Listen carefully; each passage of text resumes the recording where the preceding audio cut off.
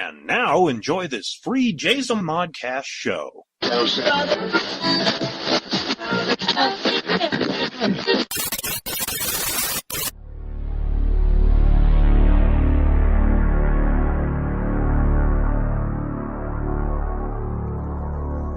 The world of Mythbits. Hello, everyone.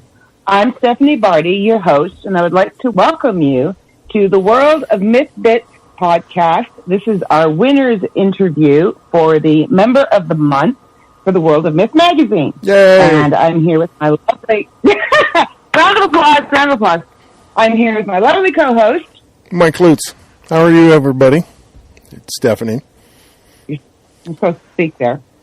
And tonight's guest, or this afternoon's guest, or whenever you decide to ingest this audio into your ears, whatever time of day it is, our guest at this moment is David K. Montoya, who was winner for issue number 58 for his story, ALIS. How you doing, Dave? I'm good. How are you guys? Doing fantastic. It's been a long time since I talked to you, Dave. What's new? Yeah, I don't know. We have such a good report. It just seems like a couple hours. I don't know. It hasn't been... It's probably been years, but it feels like hours. Yeah, definitely. Yes. Steph? I feel like I guys every day. I don't know. Maybe it's a bad dream. Wow. So... Right in the feels. Right in the feels already. Wow. Can I get a Welcome to Misfit. Can I get a new co-host, Dave? You get a new what? I was going to say, I think contracts have already been signed. Ah, damn it. It's a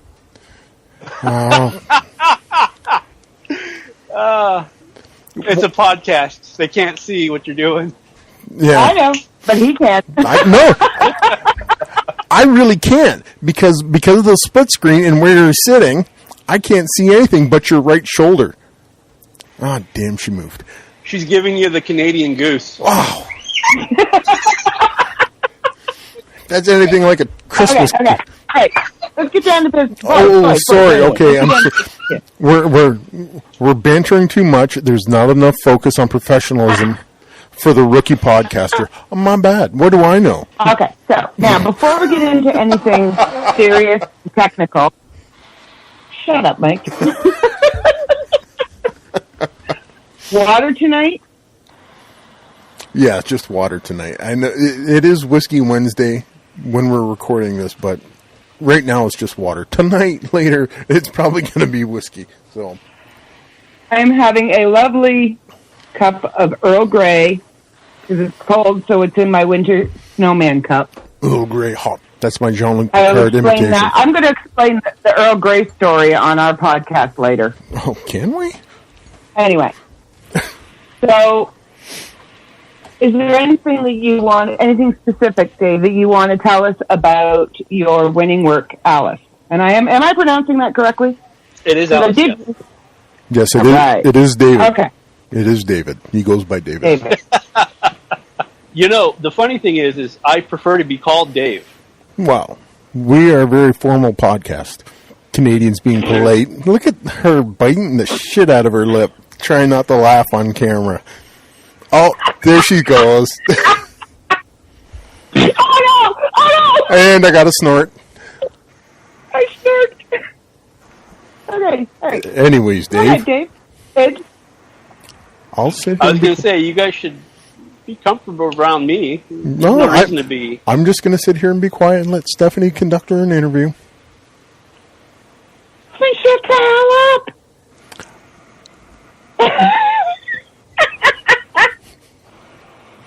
Okay, so, Dave. Come on, Steph. You already wasted 4 minutes. Let's go.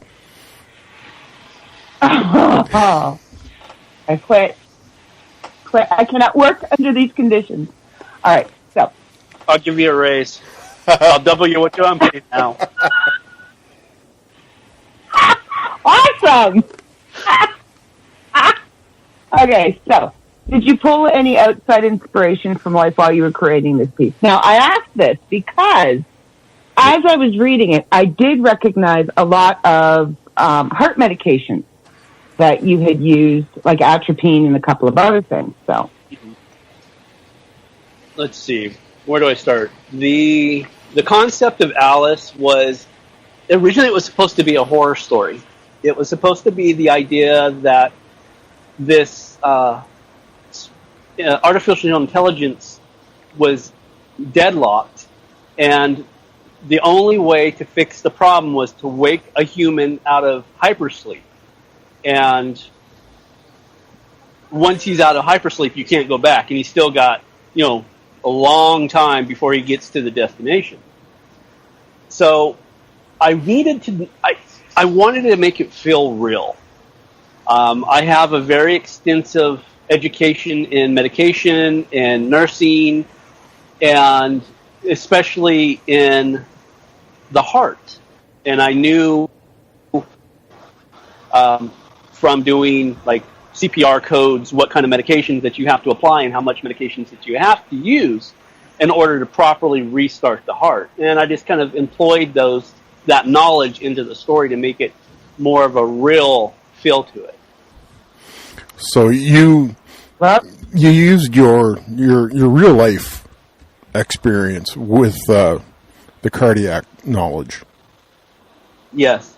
If you were to go to take, you take that story, or you just sit down and write down, the medications that I used and the dosage for the approximate idea of how big the guy is and how much he weighed, just even though he's a fictional character, you still got to have an idea of how big and how much he weighs to make it more realistic when using those drugs. You take it to a doctor or a nurse, and they'll say, yeah, this is really how you do it. That's very interesting. Sometimes my story has depth. No, I was just checking something back in the story. What was your inspiration for Alice, the character? Because she is obviously not. For those who haven't read it, I suggest you go read it. And if you haven't read it, plug your ears because there's going to be spoilers. Should there be spoiler alerts? She's obviously artificial intelligence. She's obviously a computerized image. Right. But she seems very real. Yes. So what was your inspiration for her? Because she's got so much depth within the story, and she seems so very real. Was she modeled after somebody that you knew? No. In fact, she was completely organic, no pun intended. It was, and I totally, the whole acronym of ALIS was a complete accident. And I was like playing around, well, what can I do with the name? And I was like, well, it's Artificial Life Intelligent System, I believe is what it is. It's been a while, but I believe that's what it is. And I'm like, oh, Alice. And then instantly it became a woman. So, because in the original draft, it was like pre-draft, there was no sex to it. It was just, a computer, almost like Jarvis. I mean, yes, Jarvis had a male voice, but there was no male-female connectivity to him. But except in once I realized it spelled Alice, I was like, down the rabbit hole we go. Now, most people know who David K. Montoya is, but for those who don't, who are just tuning in, and for our new members, have you enjoyed publications elsewhere, or was this something new for you? When was the first time I won Member of the Month? It would be issue 56, I think. 55. No. That's when he won this one. He's been 58 is when I won this one. This is 58. Give me a second. Yeah, I want to say 2004 was like the first time I won a Member of the Month. Okay, about 14 years ago. Yeah, and this, issue 12. Was 12? 12. Yeah, well, when I first started the World of Myth, people didn't like me. No, what?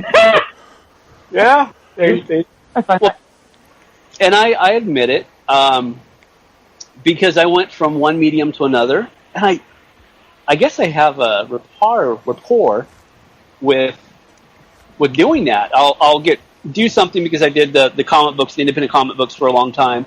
And then I switched it to short stories. And, of course, the people that were following me were pissed off about doing that. And so the people that followed me from there just kind of followed along just to, troll me. But it was before it was called trolling. And that in switching mediums from comic book script to short stories is a big change. Because you write comic books in a form for the artist to understand what's happening in that panel. So you write in the present time. And, of course, when you write short story, novel form, you write in present tense. That was the biggest hurdle I had to get over. At the time, the editor there, he was, bless him, because I don't think I would have had patience like he did. Would you call that an evolution of your writing, going from comic book script to short story form? Let's see. I'm trying to think of how I can explain this without sounding so egotistical. Go for it. It's your show. I'll let it go. It's all about you, this show. It's always about me. Well, yeah, see? There you go. Yeah. Well. Not really. The biggest reason I left doing comic books is because in a comic book, you need the writer, the penciler, the inker, the letterer, the editor, and then the editor-in-chief to make sure it all comes together. That's a lot of people just to produce one single 24-page story. Yeah. In a short story, it's just you and the editor. And that was like, I don't know, to me it was more liberating. I was like, I can do more, rely on less people, and submit the story that I maybe had for a comic idea as a short story and have the same gratification. Now, but faster. No, sorry. When would it be fair to say that it was more of an instant gratification that you get from writing a short story as opposed to trying to assemble a comic book? Because I kind of dipped my toe in movie making, and I kind of came to a realization that I prefer the instant gratification and the feedback of writing a story as opposed to waiting for a movie to come out. Absolutely. And that, yes, especially as a creator, and not just the writer, but as a creator itself, writing a short story is the quickest, other than podcasting, is the quickest way to reach self-gratification. Because, as you know, I've done the movie thing too. I've done the comic thing. I've dipped my toes in a lot of different things. And that's, to me, it's the quickest route. Yeah. Trying to build the movie or the comic book, or so, other than like either this format or short story format, is just if there's too much time in between conception to fulfillment. That's the way I feel. I don't know about like writing a novel or anything like that, but I said everything that I've ever done that I'm really, really proud of has either been a podcast or a short story that goes into like the World of Myth magazine. Absolutely. It's I've been working on the end, which I'm hoping to have finished by the end of this year. I started writing that, I think, in 2004, 2005, and I'm still not finished. So it's taken that long just to get through one big epic story, but it's still just one story. As to with, like ALIS, even though it was a bigger sized, it was a bigger sized short story, I literally wrote the 5,000 word rough draft in one sitting. And by the time I was finished, I was very satisfied. And then I did something very odd that I usually don't ever do. I never promote myself. I always try my best to promote others. And after rereading the first draft, I knew I had something special, and that's when I contacted you. to put the whole thing, because normally it would be split in two. Yeah. But I wanted the whole thing placed in one story so it wouldn't lose the power behind the entire story.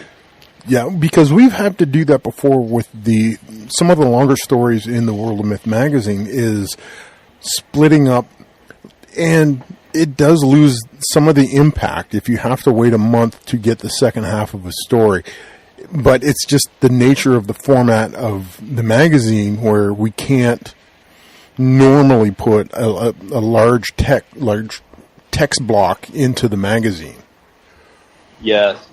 That, and a lot of people, because I don't know if people know this or not, but I'm also the webmaster. What?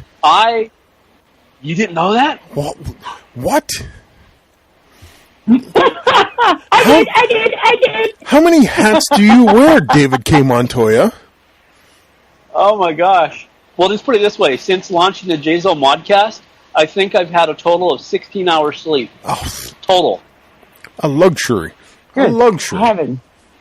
So, but you've mentioned... Go. What happened? No, Steph has I'm got... jumping in. Oh, go ahead. You gotta be quick, kid. I have a question. You gotta be quick. Mr. Carter, I have a question. I'm a talker. You mentioned... Oh, there's that squeaky duck. I know. I'm waiting for a pay raise from my boss so I can afford a chair that doesn't squeak. Yeah, I make W, so I got a coach. Yeah. I said, Okay, right so up. you've mentioned that you write in comic books, Yes. and you write short story, Yes. and there's a rumor that you have something coming out soon, a compilation. Do you prefer writing in a specific genre, or have you branched out into different genres? Do you have one that's your favorite? That's a really good question. Why, thank you. She's so proud of herself. Yeah, I mean, no, legitimately, it's a good question. It made me think. Sorry. I like adventure stories. So I think that's where... I mean, if you go to the magazine and you look at my page, and as far as story-wise, I think I have more action-adventure stories than anything else. I do like horror stories, and you're going to laugh, but sometimes I think I pull myself so deep into the darkness, I creep myself out, and I don't like that feeling.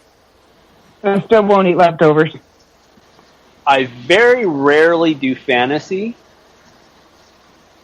I tried it in the beginning, and that was just, the fans tore me a new ass. I mean, it was just like, they're like, no, you suck. Go back to something else. Go back, try again.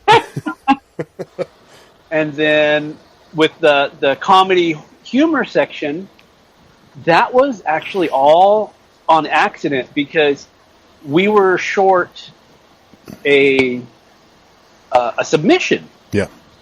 And I think it was Terry at the time, and Terry was battling cancer, and he was really struggling trying to be the editor of the magazine and keep up his health. And he's like, I can't do it, Dave. I can't sit down and write something funny. There's no funny in me right now. And I was like, all right, hold my beer. Let's see what happens. So Terry DeShear, he's your writing mentor, right? Yes. So how did you two come together, and how did Terry take you under his wing almost immediately, or was there like a no? For a long time, okay, not only was he my writing mentor, he also taught me about, how do I say this? I'm an EKG telemetry monitor technician, and I have a specialty in heart dysrhythmias. And before I learned all that, I mean, I had gone to school, learned it, but I was working as a critical care technician. I did hands-on care with, very sick patients. And I was reaching the end of that because of my knees. I actually have really bad knees, and I needed a job. So I moved into the intensive care unit as a desk position. Mm-hmm. And Terry was the monitor tech there. Oh, and okay. I remember he looked at me and he goes, "I'm Terry." I'm like, "Hey, I'm Dave." And he goes, "You're awfully cheerful." You know. And mind you, I think I was like 20-something years old. And I said, "Yeah, you know, I'm pretty upbeat." Fresh face, like, yeah. Wet behind the ears. Yes. Oh, my God, I was so green. But shall we say turkey? Yes. And he taught me how to be a monitor tech. And he was not nice about it at all. I mean, I remember I would go home to Lacey just so frustrated. You know, I'm going to quit. I'm going to go back to doing just patient care. I can't do this. I'm just, you know, he had me so, and something in me, you know, I'm not a quitter. That's just my nature. And I just kept pushing and pushing and pushing. And then we kind of knew each other on the outs as writers. Oh, okay. And he was writing something, and I spotted it right away. And I read like the first sentence. He was handwriting it in a little notebook. And the structure of the sentence, I knew, you know, because you can be a writer and not be able to write. Yeah, I've seen some of that. And just the first sentence that I saw him writing, I knew that he had the ability to write. And I'm like, that's an in right there, brother. You know, I jumped in. I said, "Oh, so you're right, huh?" And he was like, "Yeah, I'm right." I'm like, "Okay, this isn't going to be easy. You're going to make me pry this shit out, okay?" And within the period of that 12-hour shift, that's what we talked about, was writing. And 2 days later, he handed me the story, which was, oh God, Between the Moon and Mars, which is, to this day, the best Terry D. Shear story ever written. And he's like, "Here, read this." Yeah. And whenever a writer submits themselves to somebody else to be read, I knew something happened. Yeah, you're pretty much standing there naked in front of the person going, "Judge me," and yes, that's handing them the knife to stab you with if they don't like it. Yeah, pretty much. And I read it, and I was like, "This would make a great comic book." And I was like, "Man, I wish I could do something like that." And then this little voice in the back of my head that pops up every now and then said, "Well, go do it." I'm like, "Okay." And so I went to him. I literally went to him. I said, "I have no formal training in writing other than comic book writing. I don't know how to write a short story. Show me." And that was ever since then, yeah. He taught me how the pace, the structure, everything to do with writing as far as short stories, novels, novellas, he taught me. Awesome. Painstakingly. Awesome. Now, you say you had no formal training, but you pretty much had life training. You'd been writing comic books since you were, 9? 13. 13. Sorry, 13. So you had life experience. It's interesting because I'm about to tell you the story, but I don't think I've actually ever said it verbally. I've always written it down. And it was when I was younger, I couldn't read. I mean, legitimately could not read. I had like a third grade reading level, and just I was not a studious kid.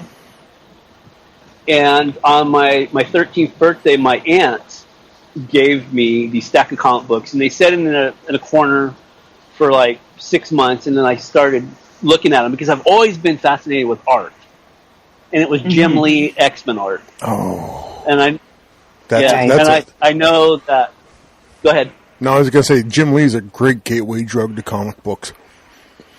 Yes, and so I decided to take one of the comic books, and I was just looking through the pictures, and I did this for at least another month until I decided that I wanted to know what the actual story was. So I started, from that point, I started trying to read. And I remember, again, I was just a teenager, and I'd go and ask my parents, what was this word? And they were like, here's a dictionary, look it up.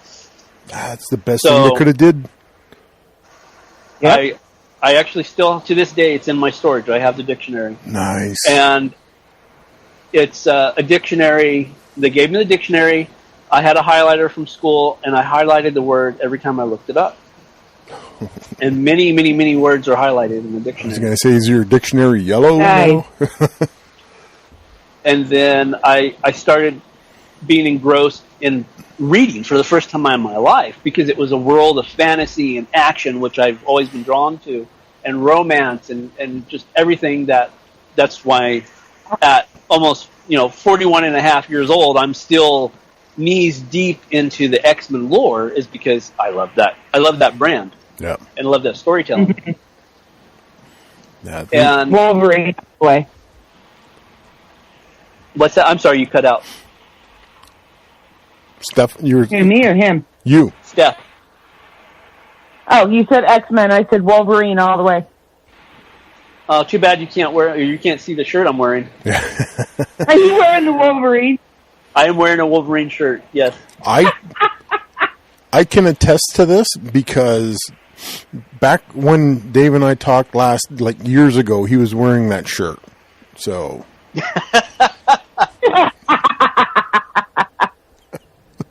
So, now that we've talked about your writing and your career in writing and all the wonderful things in writing that you have done, Mike had mentioned earlier about all the different hats that you wear.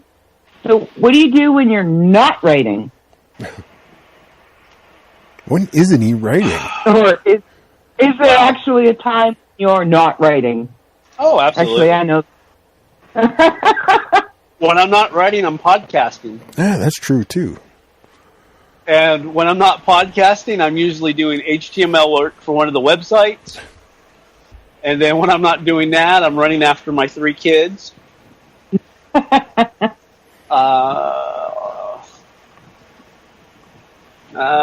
pretty much my life. I mean... I suggest teaching one of your kids HTML and putting them to work on the websites, freeing you up a little bit. In all seriousness, Jay, the oldest, yep, he knows it better than I do. He really does. Oh, wow! In fact, he knows a lot of stuff as far as technical wise that I have to go ask him about. Oh, okay. But even bribing him, like, I'll buy you a new whatever if you do this for me. He's like, nah. Like, I literally, since the relaunch of the World of Myth, I have been asking him, because he knows how to make apps, phone apps. Yeah. Yeah. Because he has a phone app for some reason, he has this crazy idea of wanting to run his own business. I don't know where he got it from. Not a clue. So he has his little business, and he has a phone app for it. I'm like, son, you've got to make me an app. And he's like, nah, I'm too busy. I'm like, I'll buy you whatever you want. He's like, nah, I'm good. I'm busy, old man. Do your own thing. You might have to actually put him on the payroll. I don't know if that would work.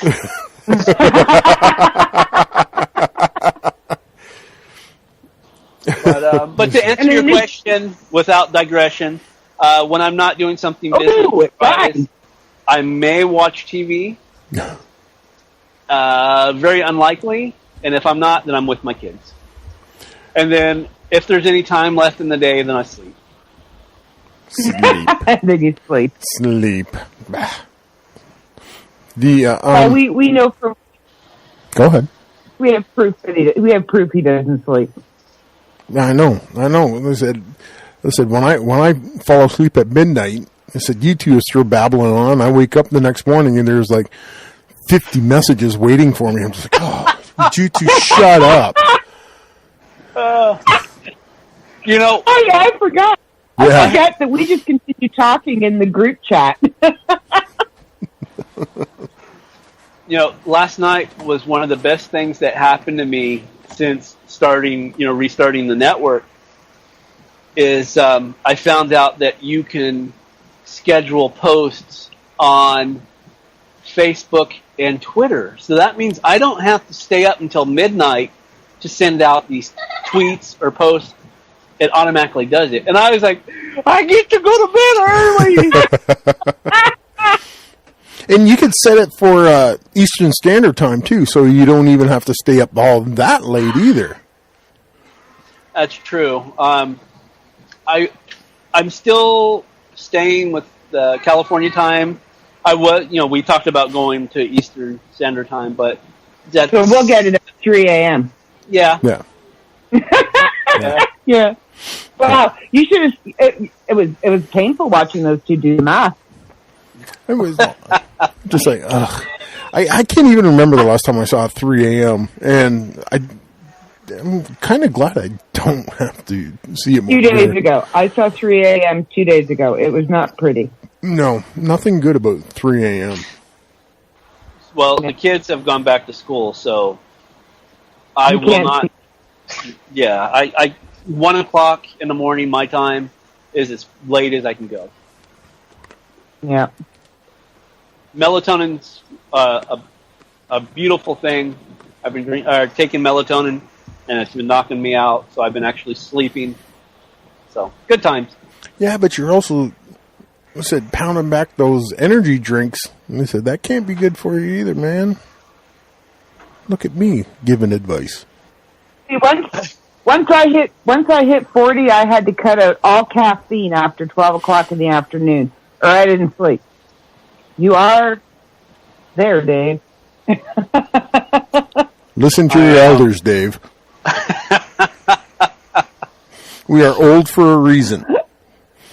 We have fought off many a cave bear to make it to this part of our age. We're old because we preserved ourselves well in the 80s Yeah. and the 90s. Pickling. I reflect back on the comment about the 90s. That's an impact for listeners. Yeah, that's about right. So The only comment my husband has for the 90s is, I don't remember. Oh, no. Yeah, that's a lot. There's nothing to remember about the 90s. Said that's when Yeah, well, it was fun.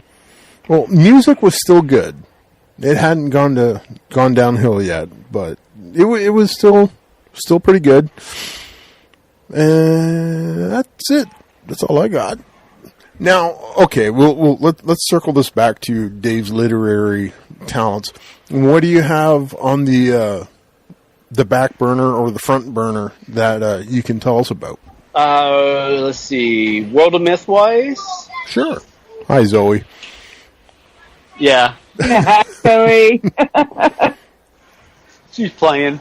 Get his voice. If you guys are new and you haven't checked me out, I do a monthly serial that's action suspense. It's a murder mystery through the eyes of madness. And if you haven't noticed, and it is purposely done this way, To drive me crazy. It starts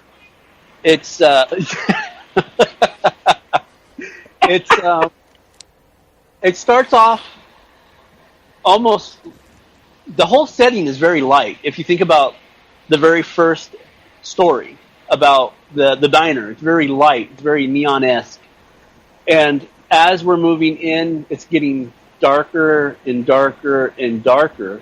It's purposely. And it's my rendition, and the way I've explained it is it's modern-day Jack the Ripper meets the movie Seven. Yes, that's exactly the feel I was getting when I was reading it. And then, both of those movies just I'm not sadistic, by the way. I just feel like I need to throw that out for anybody that reads that. I just have a really good imagination. Well, better out than in. That's what I say about a lot of things. And if you're writing it out, you're not internalizing it until it blows up and you become a news story. I guess I'll go ahead and drop the big one. Ooh, a scoop. Even though I mentioned it a few months ago on the commentary, is that we're coming out with an Yult Gnome toy action figure. Mm-hmm. Mm-hmm. And accompanying that is going to be a brand new story. I'm completely rebooting the Yult Gnome Legend, and I finished it. I think it was Monday. I had finished the brand new story, and now I'm trying to find. I mentioned my aunt earlier in the episode. She was my very first editor, and I'm doing my best to try to bring her back into the fold. I want her back in with Dark Myth Comics, and I want her to edit that story. Oh, the circle starts to close. Yeah. So that's it almost be like full circle. Yeah.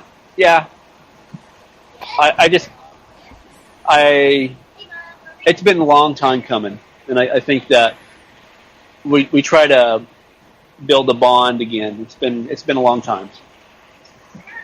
That's awesome news. Yeah, you are very family oriented when it comes to the businesses that you have under your belt right now, because it seems like when I talk to you, you're always talking about involving your brother, your sister, your aunt, or a brother-in-law, somebody. It's very family oriented, and I find that kind of odd for a lot of for a business like this to be that family tight. Now, is this a very purposeful thing that you've done? With Randy, and Randy's my brother. I've always told him I've always seen potential. So that's why. Rebecca, my sister, I raised, and I taught her how to write. I taught her how to draw. I taught her, all of the creativity that she portrays in the world of myth is directly inspired from my teachings. So I see her as almost my kid and my sister.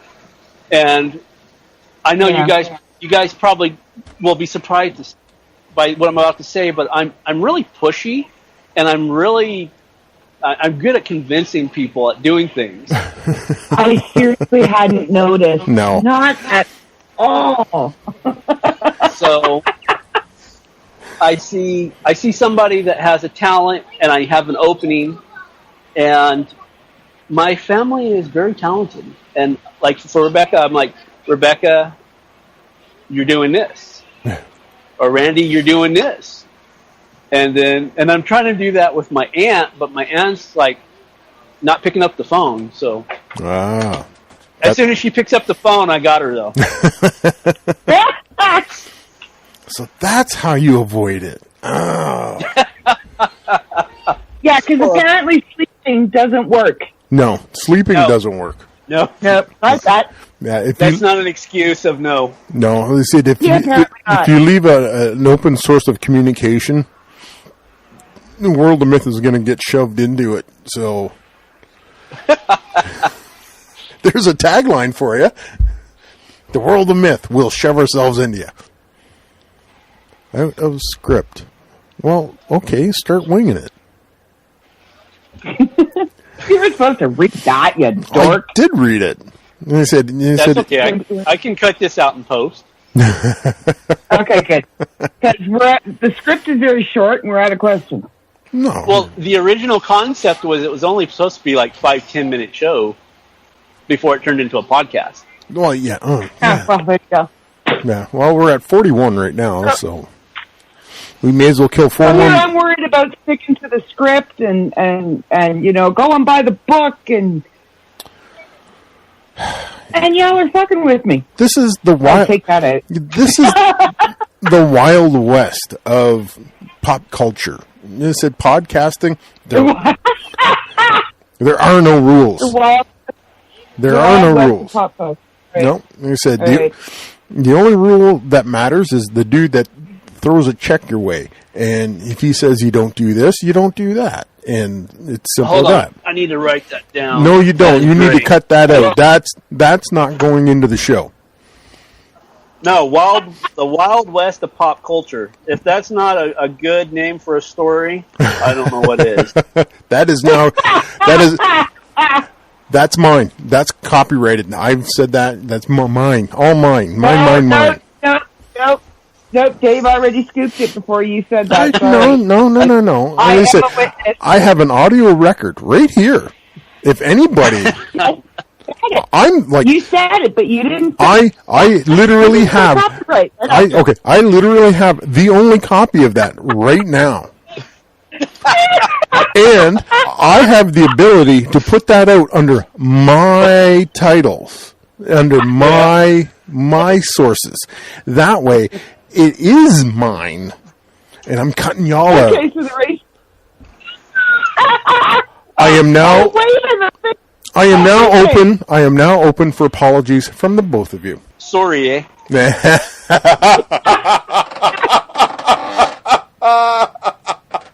If I had a cricket button, you'd be hearing cricket. See, Dave just won the internet, and you didn't. Because did you hear what he said, Dave? Yeah, sorry, eh? Yeah. So when I talked to Dave years and years ago, the first thing out of my mouth was, "How's you going, eh?" And that was how we started our conversation.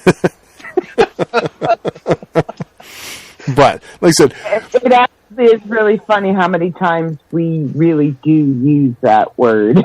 it's a connector. It's a question mark. It's an exclamation point. It's Better than better than yes. And like I said, it's distinctly regional. And you hear somebody say "a," they're either a Canadian, You're Canadian. or B, somebody trying to imitate a Canadian, which is usually an American. So, Yeah. See, a Canadian can slip it in there and it sounds like it's completely part of the conversation. Whereas when somebody else attempts to do it, you can tell they're tacking it on. I get that. I mean, come on, eh? but Dave is steeped enough with talking to me and He's Rob and surrounded by Jason. Canadians. Well, okay, like Dave has had almost 4 years of intensive Canadian training by talking with with the Madhouse crew and me and all these any other Canadian that he gets. So he's almost You need to send him ingredients. almost an honorary Canadian. Almost. He's getting there. He's getting there. Once he smooths out, I can tell when Dave is trying to drop an A into something because he punches it real hard as he's trying to get it in there. So I was gonna say, wait until you guys hear me and Stephanie is giving me crap about sounding like Californian. Wait until you guys hear me talk to a guest on my next show, because when I talk to him, it's bro. Bro. Oh. At least it's bro and not brah. Hey, brah. You know, like that just makes me twitch. No, I'm too old for that. but you can use it, Dave, bruh, because you're a weightlifter. So that is in the culture that you're in. So when somebody walks up and you're benching, what do you lift, bro? And you're allowed to do that. Okay, I'll take it. Yeah, okay. See, we're expanding culture exponentially, whether it wants it or not.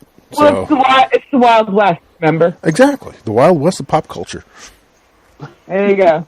I'm going to put that on a T-shirt. Nobody steal What it. does that make me, Mae West? Sure. You'd be May Northwest.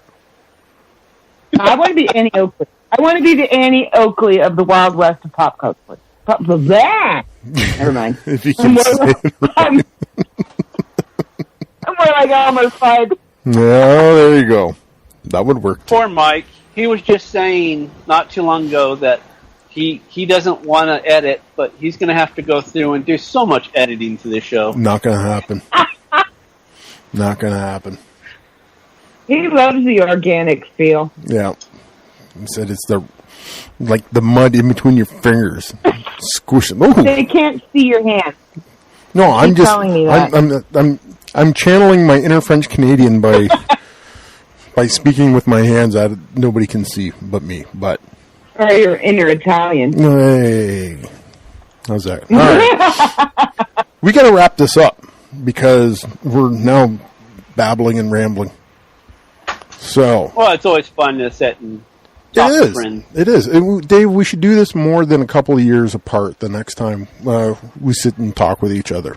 Well, if I'm lucky enough, I might actually win another Member of the Month, and we could do it again. If you only knew somebody that had that kind of control. I know. That's the trick. It's not what you know, it's who you know. There's your lesson for the day, kids. It really is. Yeah? It really is. Yeah. All right. So, Steph, get us out of here. All right, gang. That's it from me, Stephanie Barty, and my co-host, Mike Lutz. Aren't you going to outro and Dave? our illustrious... Would you shush and let me finish? Our illustrious, fearless leader and Member of the Month winner, David K. Montoya. Thank you so much for joining us. Thank you, Dave. It was a pleasure. I had a blast. Thank you for having me. We'll try and have It's you been great again. to have you here. And we will see you next time right here on the World of Misfits Podcast. Bye.